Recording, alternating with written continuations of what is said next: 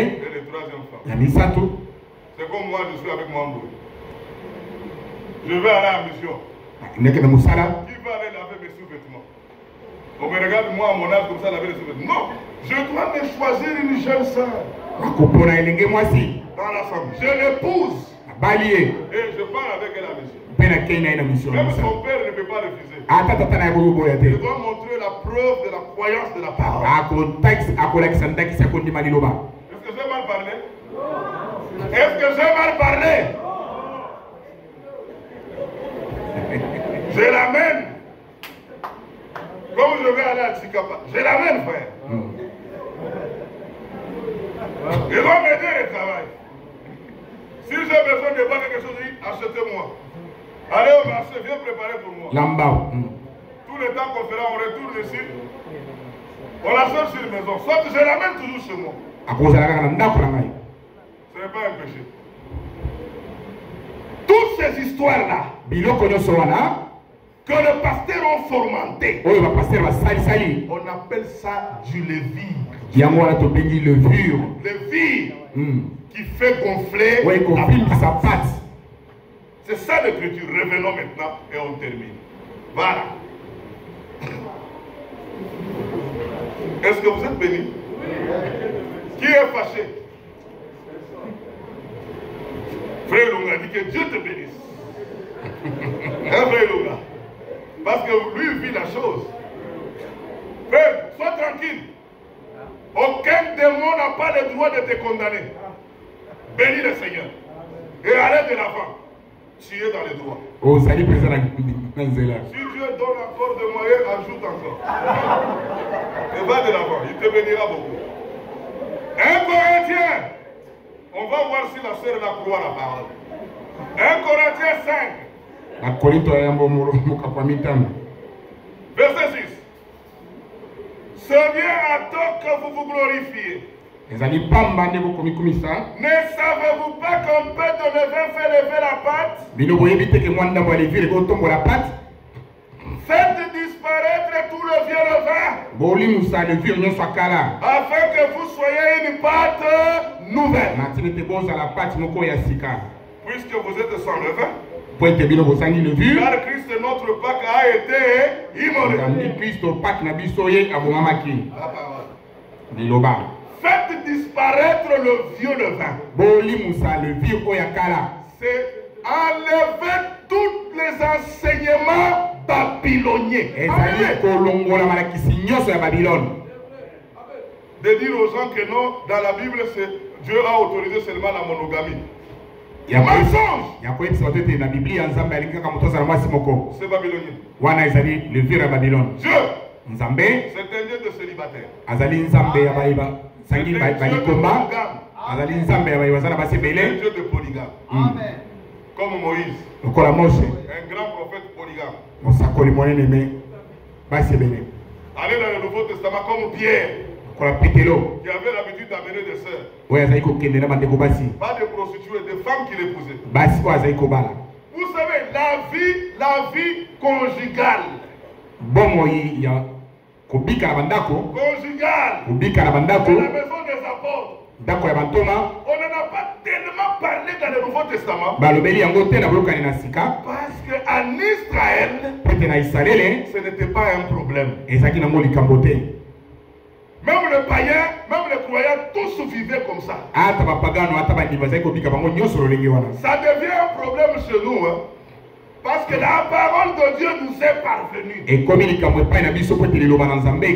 Maintenant on commence à se poser. Est-ce qu'un polygame peut prêcher? Oui. Un polygame peut baptiser quelqu'un? Oui. Est-ce qu'un polygame peut faire la Sainte Seine? Oui. Vous êtes bénis? Amen. Il ne faut pas poser trop de questions.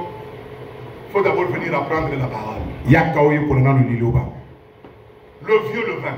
Ce sont des interprétations des hommes, la morale, la philosophie, la mathématique et le français. Vous commencez à mener ça dans la parole. Faites disparaître ça. Autorisant les femmes à prêcher. Autorisant les hommes à prêcher. femme a prêché, oui. A prêché. Que Dieu vous bénisse. Amen. Oh, mon frère, que Dieu vous bénisse. Voilà. L'écriture dont il est question, prenez ça. Acte 1 Corinthiens 9. 1 Corinthiens 9. Merci de m'avoir aidé. Verset 5.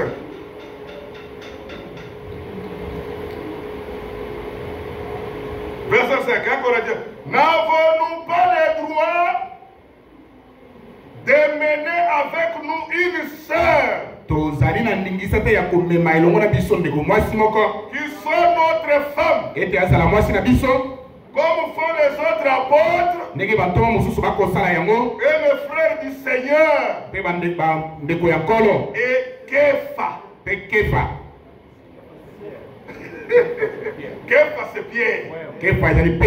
C'est-à-dire Képha, le frère du Seigneur, vous le connaissez? Jude, Jacques, Jean. C'était des frères de Jésus-Christ. Et Képha, Pierre. Ils allaient, ils amenaient des sœurs. Je dis bien, en dehors de leurs femmes. Mais quand on les amenait, c'est pour que ces sœurs-là deviennent leurs femmes. On les épousait. On dit que non, comme la sœur Mambo est beaucoup occupée, elle va rester garder la maison et les enfants. Bon, j'amène cela en voyage. Elle va m'aider. Mais ma femme, ma femme, pas une femme, ma, ta, sa, notre, votre, leur. Vous avez appris ça à l'école, hein? Mettez, c'est. Voilà! Les pronoms personnels. Les pronoms possessifs. Et les adjectifs possessifs déterminent ce qui vous appartient. Ça, c'est ma costume. Est-ce que j'ai une seule costume? Non. J'en ai plusieurs. Mais je vous ai présenté une seule parmi tant d'autres. C'est comme je peux dire, celle-là c'est ma femme. Mais s'il y a encore une autre, je veux dire, celle-là c'est ma femme. Je refuse d'aller à l'encontre des femmes qui ne t'appartiennent pas. 1 Samuel, chapitre 1. Chapitre 1. Elkana avait Pénina et Anne. Elkana zaki na Pénina na Anna. Au verset 4, il dit, le jour de l'adoration, il donna une portion double à sa femme Anne. Au verset 9, il dit encore, il donna aussi à sa femme Pénina. Toutes deux, ça. Ça lui appartenait. Alléluia. Beaucoup de gens disent que où est-ce que Frère Branham a parlé ça? Mariage de divorce. Où est-ce que Frère Franck a parlé ça? Mariage, ancien problème. 2 Samuel, chapitre 12, le verset 24. David avait 501e femme. David a 501. Quand il est allé à la 1e, la 501e, son nom c'était Bathsheba. Elle était une femme noire africaine. L'écriture dit, David consola sa femme Bathsheba. Est-ce qu'il avait une seule femme? Mais celle-là c'était ça. La mère de Salomon. Cependant qu'il avait. Ça dit, Bathsheba lui appartenait. Amen. Oh, même les Français peuvent vous apprendre ça.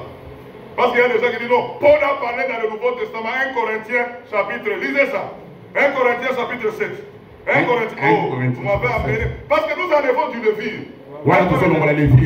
Pour ce qui concerne les choses, verset 1. Au sujet duquel que vous m'avez écrit, Je pense qu'il est bon pour l'homme de ne point toucher les femmes. Na base tezali malamu pona mobali kosimba mwasi te. Alléluia. Amen. On lui a écrit qui? Paul. Akomeli nani Paul? Où est-ce qu'on lui a écrit? 1 Corinthiens chapitre 5. Akomeli na bakorinto ya bomoka Parce que pamita. dans 1 Corinthiens 5, il y avait un frère de l'assemblée de Corinthe qui est allé prendre la femme de son père. Ezaki na ndeko moko ya lisanga ya Korinto akende kozwa mwasi ya tata na ye. Même vous les enfants, la femme de son père, c'est ta mère. Qu'est-ce que tu appelles ta mère? La femme de mon père. Ta mère, c'est ta mère. Maman na yo azali maman na yo. La femme de ton père, c'est une autre. Mwasi ya tata na yo azali mosusu. Si on te pose la question, c'est qui? C'est la femme de mon père. Les sœurs sont fâchées, les sœurs, les jeunes sœurs. Ils me regardent en colère maintenant. Qu'est-ce que vous voulez nous enseigner? C'est la parole. Ezali liloba. D'ailleurs, vous avez fait bien de les mettre toutes devant comme ça. Toutes les jeunes, il faut les envoyer. Diable, il faut les envoyer chez nous. Pour qu'on le regarde bien. Parce que quand vous mettez les mariés devant, on risque de les combattre. Les sœurs jeunes là. Parce qu'on le regarde, on sait comment faire un choix.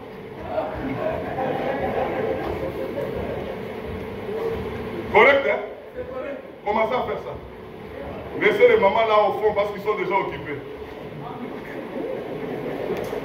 Pour qu'on les combatte ou pas.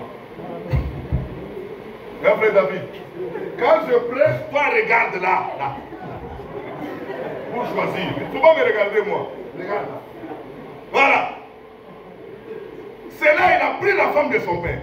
Voilà, azui mwasi ya tata na ye. Maintenant, on a dit non, ça c'est du désordre. Il faut qu'on le livre dans le même diable. Maintenant, ils ont écrit à Paul tout ça. Ils ont dit que bon, pour éviter encore ces bêtises, nous voulons rester des célibataires comme toi. Paul a dit non, vous n'allez pas supporter. Moi, c'est une grâce de Dieu. Maintenant, Paul continue et dit, j'en viens à ce que vous m'avez écrit. Il est bon pour l'homme de ne point toucher les femmes. Toutefois, pour éviter la débauche. Frère, suivez-moi, on dit pour éviter la débauche. Les désordres. C'est ça, débauche. Amen. Pour éviter la débauche. Le désordre. Dans d'autres traditions, on a dit pour éviter l'impudicité. L'impudicité, c'est la débauche. L'adultère, c'est la débauche. La fornication, c'est la débauche. C'est ça. Et quoi encore? On va y arriver. L'adultère, c'est la débauche. Qu'est-ce que l'adultère? C'est un homme qui va prendre la femme d'autrui. Toi, tu connais que cette femme-là, elle est pour autrui, tu vas la prendre. C'est l'adultère. Allez prendre la fiancée d'autrui. C'est l'adultère. Même tu regardes une femme d'autrui, tu la convoites. C'est l'adultère. Pour que ce péché termine, va voir le mari de cette femme-là, lui demander pas. La fornication. C'est comme moi. Je prends les femmes sans pour autant les épouser. Je suis un frère fornicateur. C'est le désordre. Dieu n'aime pas ça. L'impudicité, ce sont des relations contre nature. Dites amen. Encore amen. Ce sont des relations contre nature. Quelqu'un qui prend sa sœur. Et quand je dis bien sa sœur, on va y arriver. Parce que là, il y a encore des problèmes là. On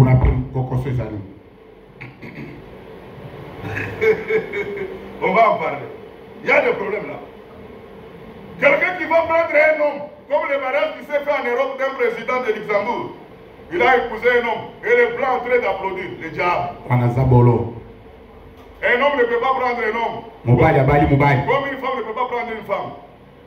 Même aller vers des animaux, c'est ça l'impudicité. Amen.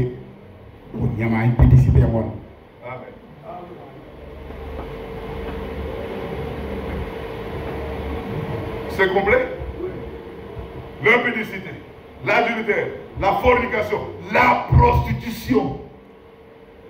C'est la femme qui se laisse prendre à cause d'argent, à cause du travail.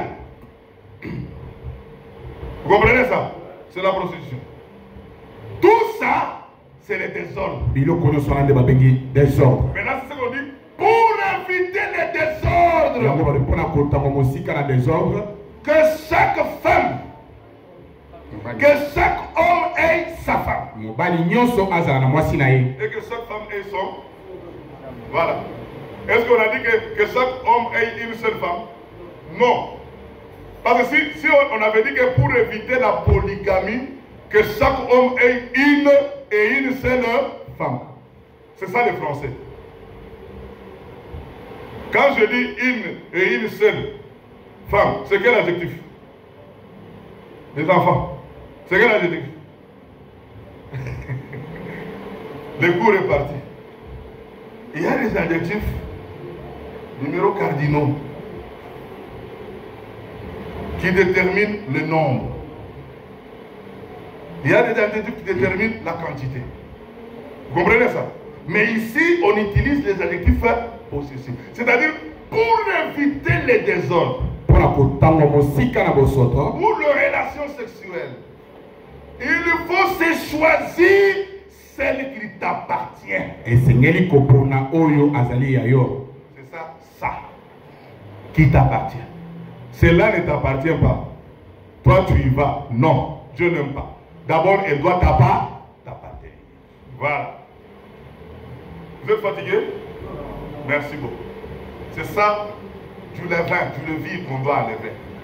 Faites disparaître le vieux levain. Parce que vous êtes devenu une pâte. Le vieux levain, ce sont des enseignements anciens, catholiques, protestants, de groupes de prière, des Zambémalam, des Kimbangis. Tous ces enseignements-là sont des enseignements babyloniens. Il faut prendre les enseignements de la parole. La pure parole. C'est ainsi qu'on dit Christ. Votre Pâques a été. Qui croit que Christ a été immolé? C'est lui notre Pâques. Christ, c'est la parole de la parole. C'est hier. Frère Franck a dit Christ, c'est la parole révélée de ton jour. Les gens qui sont en Christ sont ceux-là qui ont la révélation. Parce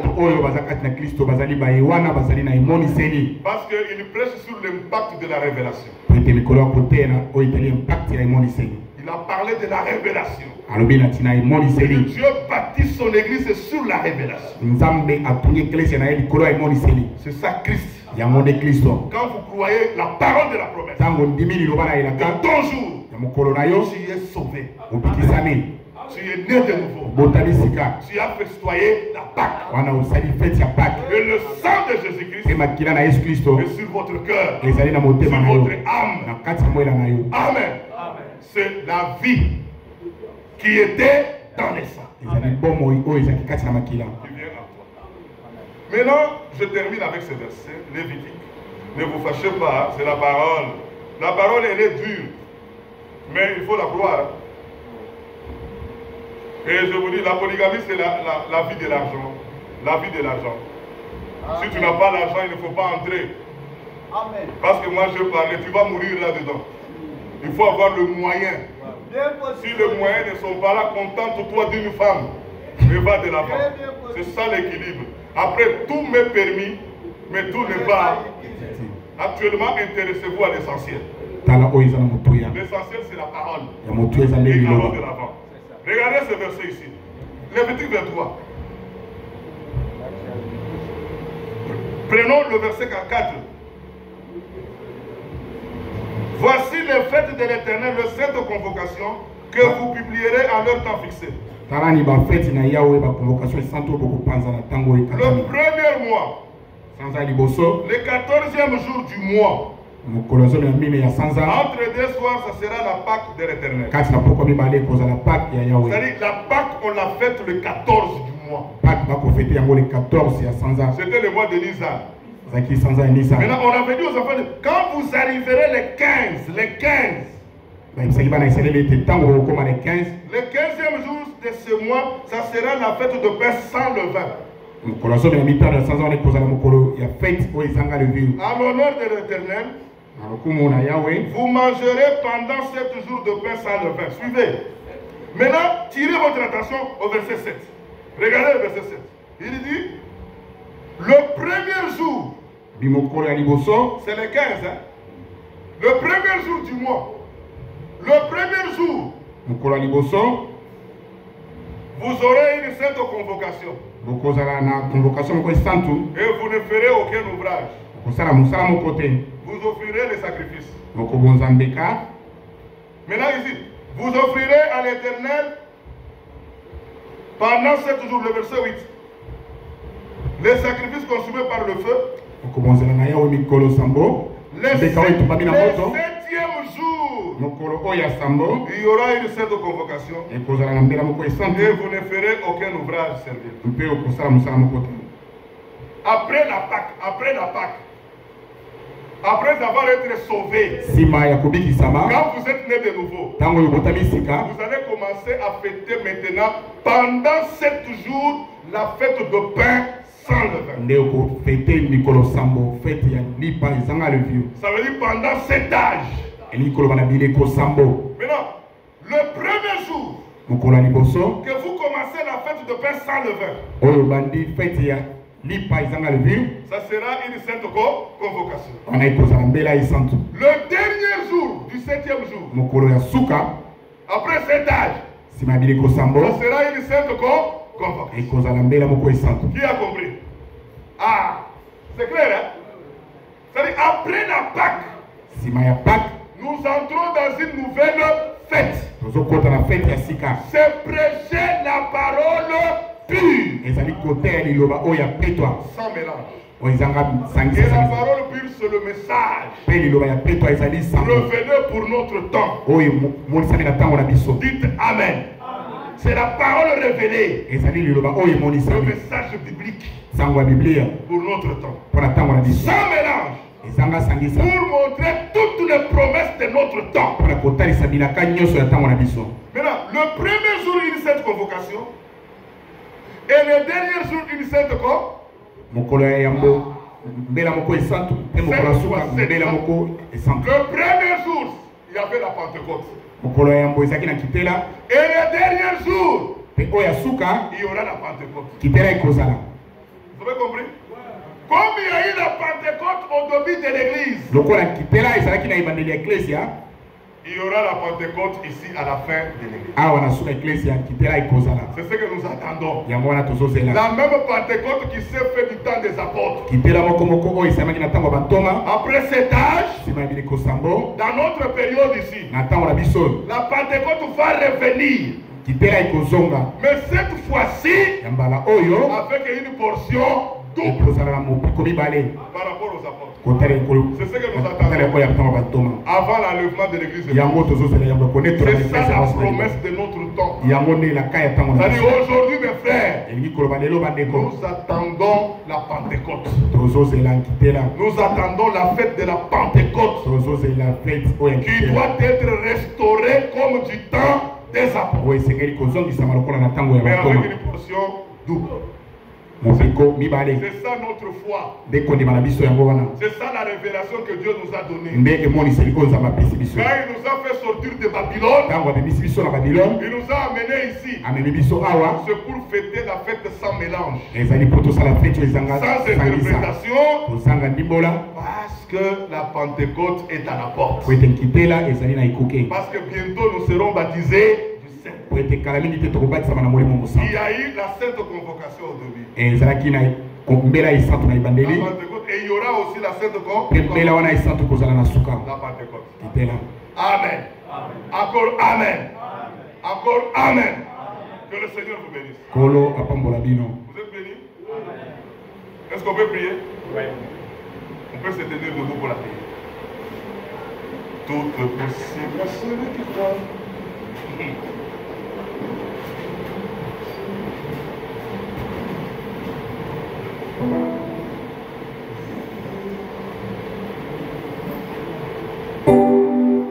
Tout est possible à celui qui croit.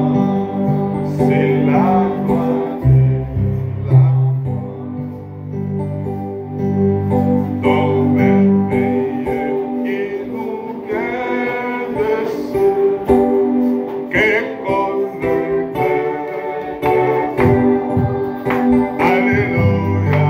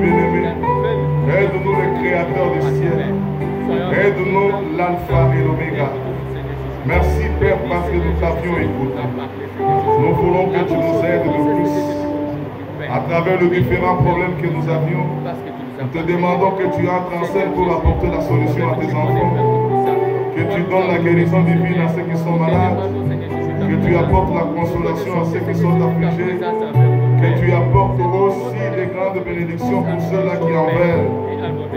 Seigneur, merci. Nous t'avons adoré du début jusqu'à la fin, mais nous avions constaté que beaucoup de nôtres ne sont pas venus aujourd'hui par faute de transport. Mais nous voulons que tu les aides pour la séquence qui commence. Merci notre Père. Bénis-nous, fortifie-nous, console-nous Seigneur, qu'on nous sorte dans la joie, dans ton amour. Au nom du Seigneur Jésus-Christ. Merci notre Père.